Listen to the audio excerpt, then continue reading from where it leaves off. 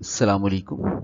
Lecture number 7 discuss करने जा रहे हैं और ये हमारी रिवीजन क्लास का लेक्चर है जिसके अंदर हम बात करेंगे थर्मोडायनेमिक्स के बारे में। इससे प्रीवियस लेक्चर्स के अंदर हमने हीट कैपेसिटी पे बात की थी।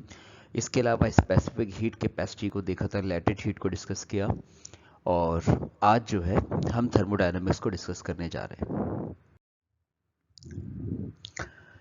थर्मोडायनेमिक्स थर्मोडायनामिक्स बेसिकली दो वर्ड्स से मिलकर बनता है, यानी थर्मो और डायनामिक्स आप अलग अलग अगर रीड करें, थर्मो और डायनामिक्स।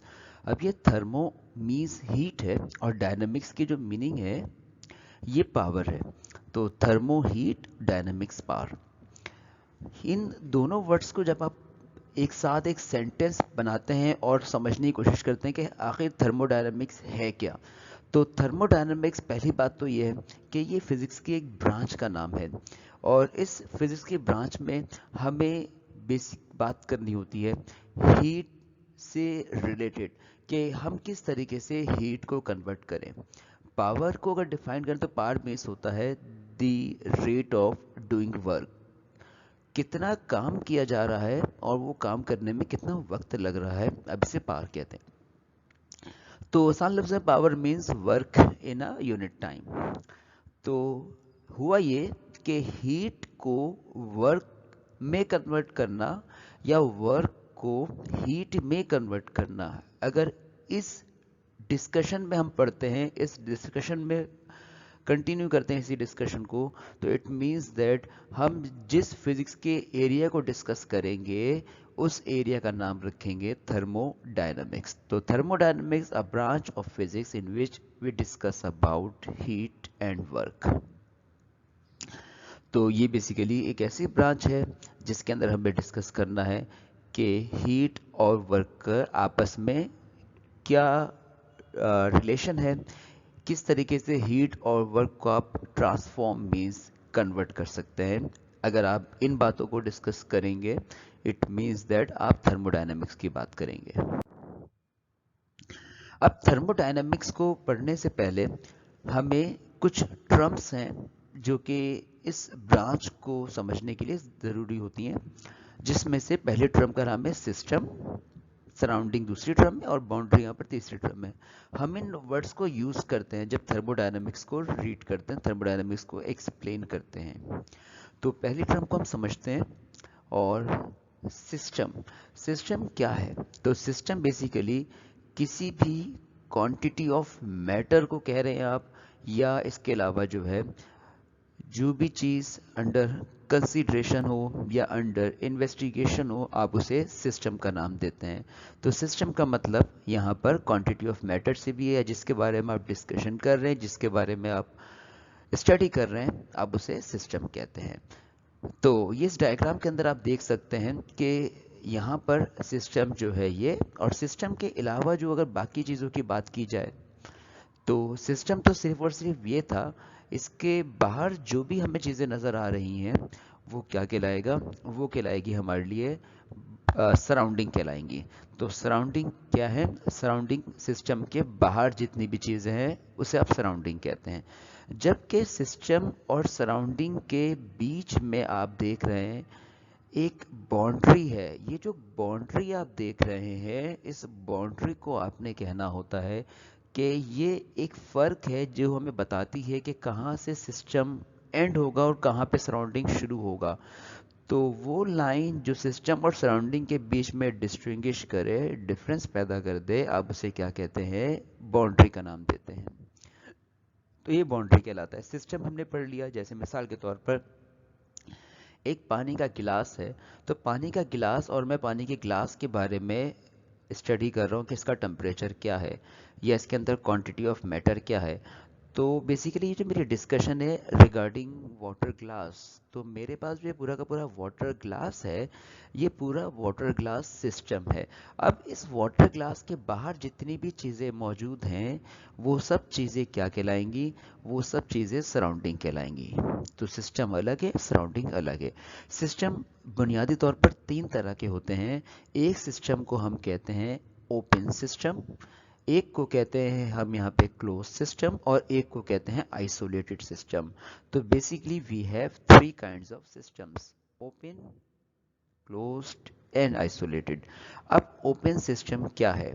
तो ओपन सिस्टम एक ऐसे सिस्टम को कहा जाता है जिसके अंदर सिस्टम के अंदर मैटर एक्सचेंज हो सके, आ सके, और इसके अलावा सिस्टम से मैटर को आप बाहर भी ट्रांसफ़र कर सकें। अगर मैटर एक्सचेंज हो सकता है इन द सिस्टम, और आपके लिए जैसे सराउंडिंग से सिस्टम में भी आ जाए मैटर, या सिस्टम से सराउंडिंग में चला जाए, और इसके अलावा एनर्जी यानी हीट एनर्जी भी सिस्टम से सराउंडिंग में आ जाए या सराउंडिंग से सिस्टम में आ जाए, अगर ये दो चीज़ें एक्सचेंज हो जाती हैं सराउंडिंग और सिस्टम के बीच में, तो इट मीन्स दैट हम ओपन सिस्टम को डिस्कस कर रहे हैं। अगर हम बात करते हैं क्लोज्ड सिस्टम की, तो क्लोज सिस्टम क्या है? क्लोज सिस्टम एक ऐसा सिस्टम होता है जिसके अंदर आप मैटर को तो एक्सचेंज नहीं कर सकते, मैटर नहीं आ सकता, और ना ही अंदर के मैटर को आप बाहर कर सकते हैं, लेकिन जो हीट एनर्जी है वो सिस्टम में आ भी सकती है और सिस्टम से जा भी सकती है। मतलब क्या है इस बात का? मेरे पास एक कप है जिसके अंदर चाय मौजूद है जिसका टेम्परेचर ज़्यादा है, और मैं उस कप को ढक के रख देता हूँ। मैंने उस पर कैप लगा देना है। अब कैप लगाने के बाद क्या होगा? कैप लगाने के बाद ये होता है कि मज़ीद मैं और इसके अंदर लिक्विड इंक्लूड नहीं कर पा रहा, और अंदर का लिक्विड बाहर भी नहीं जा रहा। इसका मतलब यहाँ पर मैटर एक्सचेंज नहीं हो रहा। तो क्या एनर्जी एक्सचेंज हो रही है इस कप की? तो हम जानते हैं जो गर्म चाय है कुछ देर के बाद ठंडी हो जाती है। इसका मतलब क्या है? इसका मतलब ये कि इसकी एनर्जी बाहर निकल गई। तो ये एक ऐसे सिस्टम की मिसाल हुई जिसके अंदर मैटर तो एक्सचेंज नहीं हो रहा लेकिन एनर्जी एक्सचेंज हो रही है, और ऐसे सिस्टम को आपने कहना होता है क्लोज्ड सिस्टम। तीसरी तरह का जो सिस्टम है हम उसे आइसोलेटेड कहते हैं। आइसोलेटेड सिस्टम क्या होता है? आइसोलेटेड सिस्टम एक ऐसा सिस्टम होता है जिसमें सराउंडिंग से ना तो मैटर इंटर हो सकता है सिस्टम में, और ना ही मैटर के अलावा एनर्जी एक्सचेंज हो सकती है, सिस्टम में आ सकती है। तो मैटर भी ना आए, एनर्जी भी ना आए, अगर ऐसा कोई सिस्टम हमारे पास है तो हम उस सिस्टम को क्या नाम देते हैं? आइसोलेटेड सिस्टम का। तो आइसोलेटेड सिस्टम की किसी हद तक आप मिसाल दे सकते हैं कि आपके पास जो थर्मोस है, वो थर्मोस के अंदर अगर आप एक बार कोई लिक्विड डाल दें, लेट्स सपोज आपने गर्म पानी रखा है इस थर्मोस के अंदर और कैप लगा दी है, तो किसी हद तक जो है थर्मोस उस हीट को जो है ट्रांसफर नहीं होने देता सराउंडिंग के साथ। तो आप कह सकते हैं कि थर्मोस के अंदर क्योंकि कैप लग गया है, मैटर भी एक्सचेंज नहीं हो रहा, एनर्जी भी किसी हद तक एक्सचेंज नहीं हो रही, तो थर्मोस जो है किसकी मिसाल में आ जाता है? अप्रॉक्सीमेटली आइसोलेटेड सिस्टम की मिसाल में आता है। तो ये तीन तरह के सिस्टम में हमने बात कर ली, ओपन, क्लोज्ड और आइसोलेटेड। सिस्टम की प्रॉपर्टीज को डिस्कस करते हैं। सिस्टम की टाइप्स तो हमने पढ़ ली। सिस्टम की हम दो तरह की प्रॉपर्टीज पे बात करते हैं। सिस्टम के पास या तो इंटेंसिव प्रॉपर्टी होती है या तो सिस्टम के पास एक्सटेंसिव प्रॉपर्टी होती है। अब इंटेंसिव और एक्सटेंसिव प्रॉपर्टी में डिस्टिंग्विश करते हैं। ऐसी प्रॉपर्टी को आप इंटेंसिव प्रॉपर्टी कहते हैं जो जिनका ताल्लुक मास के साथ ना हो, जो मास पे डिपेंड ना करती हो, आप उसे इंटेंसिव प्रॉपर्टी कहते हैं। जैसे टेम्परेचर हो गया, प्रेशर हो गया, डेंसिटी हो गई, these are the intensive property. तो टेम्परेचर, लेट सपोज पानी की बात करते हैं तो पानी का बॉइलिंग पॉइंट 100 डिग्री सेंटीग्रेड है। अगर आप पानी कम कर दें मिकदार में तो बॉइलिंग पॉइंट क्या होगा? तब भी 100 ही रहेगा। पानी मिकदार में ज़्यादा कर दें तब भी बॉइलिंग पॉइंट 100 ही रहेगा। इसका मतलब पानी की मिकदार बढ़ने से या कम होने से टेम्परेचर, जो बॉइलिंग पॉइंट है उसका, वो इंक्रीज या डिक्रीज नहीं होता। तो टेम्परेचर को हम क्या कह रहे हैं यहाँ पर? इज अ इंटेंसिव प्रॉपर्टी, क्योंकि मास के इंक्रीज या डिक्रीज होने से कोई फर्क नहीं पड़ा। अब बात करते हैं एक्सटेंसिव प्रॉपर्टी क्या है। तो एक्सटेंसिव प्रॉपर्टी ऐसी प्रॉपर्टीज को कहा जाता है जो तब्दील हो जाएं जब मास को तब्दील किया जाए। तो मास को चेंज करने से अगर प्रॉपर्टीज चेंज हो जाती हैं तो अब उसे एक्सटेंसिव कहते हैं। जैसे कि वॉल्यूम है हमारे पास, तो किसी आपने जो है पानी की क्वांटिटी कम रखी थी किसी कंटेनर में, जब आप पानी की क्वांटिटी बढ़ा देते हैं वॉल्यूम बढ़ जाता है। इसका मतलब मास को बढ़ाने से वॉल्यूम बढ़ गया। इसी तरीके से हीट कैपेसिटी हमने देखा हीट कैपेसिटी भी एक एक्सटेंसिव प्रॉपर्टी है। कम लिक्विड की हीट कैपेसिटी कम होगी, ज़्यादा लिक्विड की कैपेसिटी ज़्यादा होगी। तो मतलब मास को चेंज करने से प्रॉपर्टी चेंज हो रही है। अगर चेंज होती है तो इट मीन्स दैट वो इंटेंसिव नहीं है। अब उसे कौन सी प्रॉपर्टी कहते हैं? अब उसे एक्सटेंसिव प्रॉपर्टी का नाम देते हैं। थर्मोडायनेमिक्स हमने समझा, सिस्टम की बात की, सिस्टम की प्रॉपर्टीज को देखा। अब हम बात करते हैं थर्मोडायनेमिक्स के लॉ पर, और हम डिस्कस करने जा रहे हैं first law of thermodynamics. First law of thermodynamics को आप कह सकते हैं कि ये basically law of conservation of energy ही है। क्या मतलब law of conservation of energy? Law of conservation energy में ये बताता है कि एनर्जी जो है can neither be created not destroyed but it can change one form to another form. हमें यही बताता है। हम इसी बात को यहाँ पर भी कहते हैं कि हीट एनर्जी को आप चेंज कर सकते हैं वर्क डन के अंदर, और वर्क डन को चेंज कर सकते हैं हीट एनर्जी के अंदर। जबकि हीट और वर्क डन का जब आप डिफरेंस लेते हैं तो डिफरेंस देने के बाद जो अमाउंट आपको मिलता है उस अमाउंट को आप नाम देते हैं डेल्टा यू का। अब ये डेल्टा यू क्या है? क्यू मीन्स तो हो गया हीट, डब्ल्यू मीन्स है वर्क, और डेल्टा यू का मतलब है इंटरनल एनर्जी। इंटरनल एनर्जी यानी delta U equals to Q minus W को आप इस फॉर्म में लिखें तो आप कुछ यूँ लिखेंगे इसको, Q is equals to U plus W. मतलब ये हुआ कि किसी सिस्टम में जब आप हीट सप्लाई करते हैं क्यू अमाउंट की, तो वो हीट पहले सिस्टम की एनर्जी यानी इंटरनल एनर्जी में इजाफे का सबब बनती है, उसके बाद वो कुछ ना कुछ वर्क डन में कन्वर्ट होती है। तो heat equals to U plus W, आप इसे कह सकते हैं कि it's a mathematical form of first law of thermodynamics. अब कुछ एग्जाम्पल्स हैं, उन एग्जाम्पल्स में भी आप देख सकते हैं कि हमारी जो बॉडी है उस बॉडी के अंदर जब हम फूड वगैरह जो है कंज्यूम करते हैं, खाना वगैरह इस्तेमाल करते हैं, तो इस्तेमाल करने के बाद होता ये कि हमारी बॉडी के अंदर एनर्जी स्टोर हो जाती है। अब वो जो एनर्जी स्टोर हो गई है हम उस एनर्जी को यूज़ करते हैं, यानी कुछ एनर्जी हीट की सूरत में हमारी बॉडी से बाहर निकल आती है, कुछ एनर्जी जो है हम यूज़ करते हैं वर्क की सूरत में। तो आप कह सकते हैं कि वहाँ पर हीट भी मौजूद है और वर्क डन भी मौजूद है। अगर आप हीट और वर्क को माइनस कर देंगे तो आपको क्या पता लग जाएगा? आपको इंटरनल एनर्जी का पता लग जाएगा। तो हीट किसी सिस्टम में आती है और आने के बाद वो वर्क डन में कन्वर्ट हो जाती है, जबकि हीट और वर्क का जो डिफरेंस होता है उसे क्या नाम दे देते हैं? सिस्टम की एनर्जी का नाम देते हैं जो सिस्टम के पास होती है। इंटरनल एनर्जी है क्या? तो इंटरनल वैसे नाम में लिखा हुआ है, सिस्टम के अंदर जो एनर्जी आप उसे इंटरनल एनर्जी कहते हैं। तो इंटरनल एनर्जी के अंदर जैसा कि आप जानते हैं कि हमारे पास ये एक सिस्टम मौजूद है जिसमें एक ग्लास और ग्लास के अंदर लिक्विड मौजूद है। इस लिक्विड के अंदर मॉलिक्यूल्स, बेसिकली मॉलिक्यूल्स मुश्तमिल है, ये लिक्विड जो है मॉलिक्यूल पे मुश्तमिल होता है। इन मॉलिक्यूल्स के पास दो तरह की एनर्जीज होती हैं। क्योंकि मॉलिक्यूल रुके हुए नहीं होते, माइक्रोस्कोपिक लेवल पर अगर देखा जाए तो मॉलिक्यूल्स मूव करते हैं, और मॉलिक्यूल्स के पास कौन सी एनर्जी होती है? काइनेटिक एनर्जी होती है। और मॉलिक्यूल्स के बीच में फोर्स ऑफ अट्रैक्शन भी होती है जिसकी वजह से उनके पास पोटेंशियल एनर्जी भी होती है। तो इसका मतलब ये हुआ कि मॉलिक्यूल्स के पास काइनेटिक एनर्जी है माइक्रोस्कोपिक लेवल पर, और इसके अलावा जो है उनके पास पोटेंशियल एनर्जी है। ये जो काइनेटिक और पोटेंशियल एनर्जी है, आप इसी को क्या नाम देने वाले हैं? उसकी इंटरनल एनर्जी का नाम देने वाले हैं।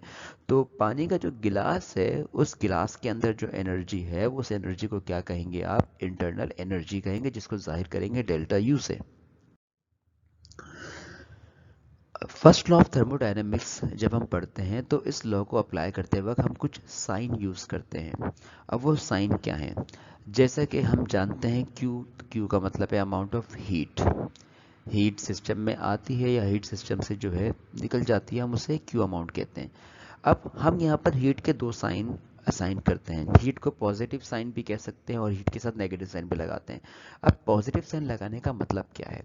अगर हम ये कहते हैं कि सिस्टम में हीट फ्लो करती है, सिस्टम में हीट आ रही है, तो पॉजिटिव हम लिखते हैं हीट को, और अगर सिस्टम से हीट निकल जाए तो हम उसे कहते हैं नेगेटिव।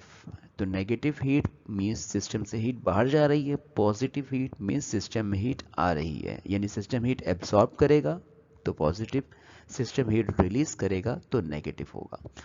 इसी तरह W मीन्स वर्क डन होता है। अब वर्क डन के साइन भी हमें दो लगाने होते हैं, पॉजिटिव वर्क डन और नेगेटिव वर्क डन। अब पॉजिटिव वर्क डन क्या है? पॉजिटिव वर्क डन ये है कि अगर सिस्टम जो है एक्सपेंड होता है तो सिस्टम के एक्सपेंड होने की वजह से या सिस्टम के कंप्रेस होने की वजह से हम कहते हैं कि वहाँ पे वर्क डन हो रहा है। मतलब क्या है? मतलब ये हुआ इस बात का कि हमारे पास एक सिलेंडर है और साथ में एक पिस्टन लगा हुआ है, तो पिस्टन का ऊपर जाना या पिस्टन का नीचे आना ये बेसिकली वर्क डन कहलाता है। तो हमने यहाँ पर ये लिखा कि surrounding do positive work on the system. मतलब ये हुआ कि अगर सराउंडिंग फोर्स अप्लाई करती है तो हम इसको पॉजिटिव वर्क कहते हैं, और अगर हम नेगेटिव वर्क की बात करें तो नेगेटिव वर्क का मतलब क्या होता है? सिस्टम वर्क करता है। तो कहने का मतलब ये हुआ कि सिस्टम और सराउंडिंग ये दो तरह से वर्क होंगे कैसे? अगर सिस्टम फोर्स अप्लाई करता है तो पिस्टन ऊपर जाता है, और अगर सराउंडिंग फोर्स अप्लाई करती है तो ये नीचे आता है। तो इसी बात को हमने डिस्टिंग्विश कर देना है पॉजिटिव वर्क और नेगेटिव वर्क से। इसी तरीके से इंटरनल एनर्जी क्या है? तो इंटरनल एनर्जी के अंदर ये होता है कि जब आप हीट सप्लाई करते हैं तो हीट सप्लाई करने के बाद अंदर सिस्टम की एनर्जी बढ़ जाती है, और जब एनर्जी बढ़ती है तो आप उसे पॉजिटिव का नाम दे देते हैं, और जब एनर्जी डिक्रीज होती है तो आप उसे क्या नाम देते हैं? नेगेटिव इंटरनल एनर्जी का। फर्स्ट लॉ ऑफ थर्मोडायनेमिक्स के मुतालिक कुछ न्यूमेरिकल्स हैं जिस पे बात करते हैं। In a certain process 400 joule of heat is supplied. तो हमने हीट एनर्जी सप्लाई कर दी 400 जूल, यानी क्यू से हमने इसको रिप्रेजेंट भी कर दिया। At the same time 150 joule of work is done by the system. जबकि इतनी एनर्जी सप्लाई करने के बाद हमने ये देखा कि सिस्टम ने 150 जूल काम किया, तो W आ गया 150 joule. What is the increase in internal energy? Internal energy को हम डेल्टा यू से रिप्रेजेंट करते हैं, तो डेल्टा यू को कैलकुलेट करने को कहा जा रहा है। तो फर्स्ट लॉ ऑफ थर्मोडायनेमिक्स होता है कि delta U equals to Q minus W. तो Q की वैल्यू आप जानते हैं 400 है, वर्क डन 150 है, तो 400 माइनस 150 यानी कि आपको जवाब मिल गया 250 जूल। तो सिस्टम के पास कितनी एनर्जी है? 250। सिस्टम ने वर्क कितना किया? 150 जूल। दोनों को ऐड करेंगे तो कितना मिल जाएगा? 400 joule heat energy. Next question पे बात करते हैं। नेक्स्ट क्वेश्चन है there is an increase of internal energy of 400 joule. तो आपको क्वेश्चन के अंदर इंटरनल एनर्जी गिवन कर दी गई है when 800 joule of work is done by a system. जबकि वर्क डन 800 हो रहा है, what amount of heat is supplied during this process. तो हमें क्वेश्चन के अंदर डेल्टा यानी इंटरनल एनर्जी गिवन है, वर्क डन 800 है, और क्यू को डिटरमिन करने को कहा जा रहा है हमसे। तो फर्स्ट ऑफ थर्मोडायनेमिक्स को हम कुछ यूं भी लिखते हैं कि W माइनस का है, तो ये W जब वहां जाएगा तो प्लस का हो जाएगा, तो delta U plus W। Values को सब्स्टिट्यूट करते हैं। इंटरनल एनर्जी डेल्टा U 400 है, वर्क डन 800 है, 400 प्लस 800 कितना हो जाएगा आपके पास? 1200 J। तो ये तो हमने हीट के अमाउंट को कैलकुलेट किया। नेक्स्ट क्वेश्चन पे बात करते हैं। नेक्स्ट क्वेश्चन में कहा जा रहा है system absorb 1000 joule of heat. एक सिस्टम है जो कितनी हीट एब्सॉर्ब करता है? 1000 जूल ऑफ हीट एब्सॉर्ब करता है, और डिलीवर 600 जूल ऑफ वर्क। जबकि काम भी करता है साथ में 600 joule, while losing 100 joule of heat bye conduction. और कंडक्शन को यूज करते हुए इस फिनोमेना को, यानी उसकी वॉल के थ्रू, सिस्टम की वॉल के थ्रू हीट एक्सचेंज हो जाती है। कितनी? 100 जूल। सिस्टम को आपने हीट दी थी 1000 जूल, 1000 में से वो 100 जूल लूज कर देता है, एटमॉस्फेयर को दे देता है। Calculate the change in internal energy. आप ये बताइए इंटरनल एनर्जी में चेंज कितना आ रहा है? ये हमारा काम है। तो हमने लिख दिया कि सिस्टम को हमने कितनी हीट दी? 1000 जूल थी, तो उस 1000 के अंदर उसने लूज कर दी कितनी? 100। तो हमने लिख दिया Q2 इक्वल टू माइनस 100, क्योंकि एनर्जी लूज कर रहा है इसलिए माइनस 100। जबकि वर्क डन कितना है? 600 जूल ऑफ वर्क डन है। हमें मालूम करनी है डेल्टा यू। डेल्टा यू का मतलब है इंटरनल एनर्जी। सोल्यूशन करते हैं। तो सबसे पहले अमाउंट ऑफ हीट डिटरमिन करते हैं कि हीट है कितनी। तो हमने कहा सिस्टम को हीट दे कितनी रहे? 1000। सिस्टम ने हीट रिजेक्ट कितनी की? 100। तो हमने कुल हीट दी कितनी? सिस्टम के पास कितनी हीट गई? तो सिस्टम के पास कुल हीट कितनी गई? 1000 तो सप्लाई की थी, 1000 में से 100 लूज हो गए, तो 100, 1000 में से 100 सब्ट्रैक्ट किया, तो क्यू का आंसर मिला 900 जूल। अब फाइंड करते हैं डेल्टा यू। तो delta U first of thermodynamics के अकॉर्डिंग होता है क्यू में से आप डब्ल्यू माइनस करते हैं, amount of heat subtracted work done. तो अमाउंट ऑफ हीट 900 है और हमने सब्ट्रैक्शन करना है 600 के साथ, तो 900 माइनस 600 यानी कि 300 जूल। तो सिस्टम के पास इंटरनल एनर्जी कितनी है? 300 जूल इंटरनल एनर्जी मौजूद है। थर्मोडायनेमिक्स प्रोसेस, थर्मोडायनेमिक्स के प्रोसेस के हवाले से बात करने जा रहे हैं। तो थर्मोडायनेमिक्स के मुख्तलिफ प्रोसेस हैं जिसके अंदर हम मुख्तलिफ पैरामीटर को डिस्कस करते हैं, यानी P को, V को, T को, प्रेशर, वॉल्यूम और टेम्परेचर को हम डिस्कस करते हैं प्रोसेस के अंदर। और साथ में हम बात कर रहे होते हैं इंटरनल एनर्जी के हवाले से, हीट के हवाले से, वर्क डन के हवाले से हम इनको डिस्कस कर रहे होते हैं। तो फर्स्ट लॉ ऑफ थर्मोडायनेमिक्स की जो एप्लीकेशंस हैं वो मुख्तलिफ एप्लीकेशंस हैं जिसको हम नाम देते हैं isothermal process, isobaric process, iso volumetric process और एडियाबैटिक प्रोसेस। ये 4 प्रोसेस हैं या ये एप्लीकेशंस हैं जिसको आप कहते हैं थर्मोडायनेमिक प्रोसेस। इनमें फ़र्क क्या है? तो आइसोथर्मल प्रोसेस ऐसा प्रोसेस को कहा जाता है जिसके अंदर टेम्परेचर कांस्टेंट रहता है, टेम्परेचर में चेंज नहीं आता, अब उसे आइसोथर्मल प्रोसेस कहते हैं। आइसोबैरिक जिसमें प्रेशर कांस्टेंट रहे, आइसो वॉल्यूमेट्रिक या आइसोकोरिक भी इसका एक नाम है जिसमें हम कहते हैं कि वॉल्यूम फिक्स रहता है, कांस्टेंट रहता है, तब्दील नहीं होता। एडियाबैटिक प्रोसेस जिसके अंदर Q equal to zero, Q equal to zero means heat neither increase nor decrease, इसलिए हम कहते हैं कि Q इक्वल टू ज़ीरो होता है। अब फर्स्ट लॉ के थ्रू हम कुछ इक्वेशंस बनाते हैं, इन इक्वेशंस पर हम आगे बात करेंगे।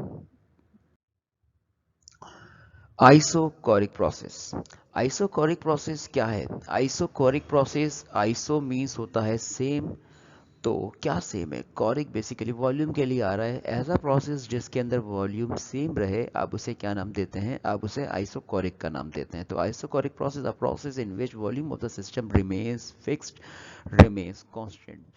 अब इस प्रोसेस को हम समझने की कोशिश करते हैं। हम कंसीडर कर रहे हैं कि हमारे पास एक गैस है जो कि सिलेंडर के अंदर मौजूद है। तो gas which is enclosed in a cylinder. इस डायग्राम में आप देख सकते हैं कि हमारे पास ये एक सिलेंडर है और उस सिलेंडर के अंदर हमने गैस को रखना है, जबकि सिलेंडर का जो ये बेस है, ये बेस कंडक्टिंग है। कंडक्टिंग क्यों? ताकि हम हीट को सिस्टम के अंदर ट्रांसफर करवा सकें, इसलिए हमने कंडक्टिंग रखा।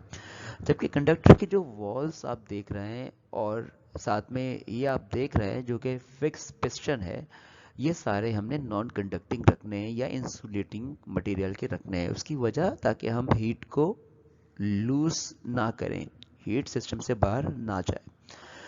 तो हमने यहाँ पर सिस्टम की बात कर ली कि हमारे पास सिस्टम के अंदर एक सिलेंडर मौजूद है जिसका पिस्टन फिक्स्ड है, और जैसे ही हम इस गैस को हीट करते हैं, हीट सप्लाई करते हैं, तो हीट सप्लाई करने पर होता क्या है? अंदर जो मॉलिक्यूल्स हैं वो मॉलिक्यूल्स कोलाइड करते हैं कंटेनर की वॉल के साथ, और जब वो कंटेनर की वॉल से कोलाइड करते हैं तो इट मीन्स फोर्स अप्लाई करते हैं। फोर्स ऑन एरिया अगर बात की जाए तो इट मीन्स प्रेशर। तो हमने हीट देने के बाद ये देखा कि सिस्टम का जो प्रेशर है वो बढ़ जाता है। पहले प्रेशर इनिशियल P1 था और बढ़ के कितना हो जाता है? प्रेशर P2 हो जाता है। तो इसका मतलब प्रेशर आपने बढ़ा दिया। Y? Pressure is increased here because we are supplying amount of heat Q, delta Q amount of heat we are supplying. इससे होता क्या है? क्योंकि आप हीट सप्लाई कर रहे हैं तो हीट सप्लाई करने के बाद मॉलिक्यूल्स की जो एनर्जी है, काइनेटिक एनर्जी, वो बढ़ जाती है। काइनेटिक एनर्जी बढ़ जाए तो इसका मतलब टेम्परेचर बढ़ जाता है। तो पहले टेम्परेचर इसका T1 था और अब टेम्परेचर इसका T2 हो गया। तो दो टेम्परेचर्स भी होगा इसके, यानी हीट देने के बाद कौन कौन सी चीज़ें तब्दील हो गई? प्रेशर तब्दील हो गया, इसके अलावा टेम्परेचर तब्दील हो गया। इसके बाद आप जानते हैं कि पिस्टन तो फिक्स्ड है, यानी कहने का मतलब सिस्टम ना तो एक्सपेंशन की तरफ जाएगा ना ही कंप्रेशन की तरफ जाएगा। तो अगर सिस्टम एक्सपेंड भी नहीं हो रहा, कंप्रेस भी नहीं हो रहा, इट मीन्स यहाँ पे वर्क डन नहीं हो रहा। अगर वर्क डन नहीं हो रहा तो आप लिख सकते हैं कि वर्क डन किसके बराबर हुआ? ज़ीरो के बराबर हुआ। तो work done equal to zero. Now we are going to apply first law of thermodynamics on this process. तो first law of thermodynamics क्या है? Delta Q, delta U, delta W. Delta Q amount of heat, delta U internal energy, delta W work done. यहाँ पर क्योंकि work done नहीं हो रहा, क्योंकि आपने पिस्टन को फिक्स्ड रख दिया है, इसलिए वर्क डन नहीं लिखेंगे। तो delta Q equals to delta U, ये हमने थर्मोडायनेमिक्स की इक्वेशन बना ली। कौन से प्रोसेस के लिए बनाइए? फॉर आइसोकोरिक प्रोसेस हमने बात की। अब इस इक्वेशन से हमें समझ क्या आता है? इस इक्वेशन से हमें ये समझ आता है कि हम जितनी भी हीट सप्लाई करेंगे गैस को, वो सारी हीट चेंज हो जाएगी किसके अंदर? इंटरनल एनर्जी के अंदर। मतलब इंटरनल एनर्जी से मुराद टेम्परेचर बढ़ जाएगा, टेम्परेचर बढ़ने से मुराद मॉलिक्यूल्स की काइनेटिक एनर्जी बढ़ जाती है। तो all heat supply over here is converting into internal energy. और इसके अलावा प्रेशर और टेम्परेचर में तब्दीली वाक़ई होती है। अब इस पूरे प्रोसेस को हम बात करते हैं ग्राफिकली, किस तरीके से इस प्रोसेस को एक्सप्लेन करें। तो आइसोकोरिक का जब ग्राफ ड्रॉ किया जाता है तो उस ग्राफ को हम दो पैरामीटर्स के दरमियान बनाते हैं। एक होता है वॉल्यूम और दूसरा पैरामीटर होता है प्रेशर। हम वॉल्यूम को प्लेस करते हैं एक्स एक्सिस पर और प्रेशर को वाई एक्सिस पर रखते हैं। अब होता यह है कि इस प्रोसेस के अंदर आपने ये देखा कि सिस्टम का वॉल्यूम बढ़ नहीं रहा था, क्योंकि पिस्टन को फिक्स कर दिया था आपने, जिसकी वजह से वॉल्यूम इंक्रीज नहीं हुआ था। लेकिन प्रेशर और टेम्परेचर तो बढ़े थे। तो हम यहाँ पर लेट सपोज कहते हैं कि ये सिस्टम स्टार्टिंग में ये ए पॉइंट पर था और इसका प्रेशर P1 था, वॉल्यूम V1 था, टेम्परेचर T1 था।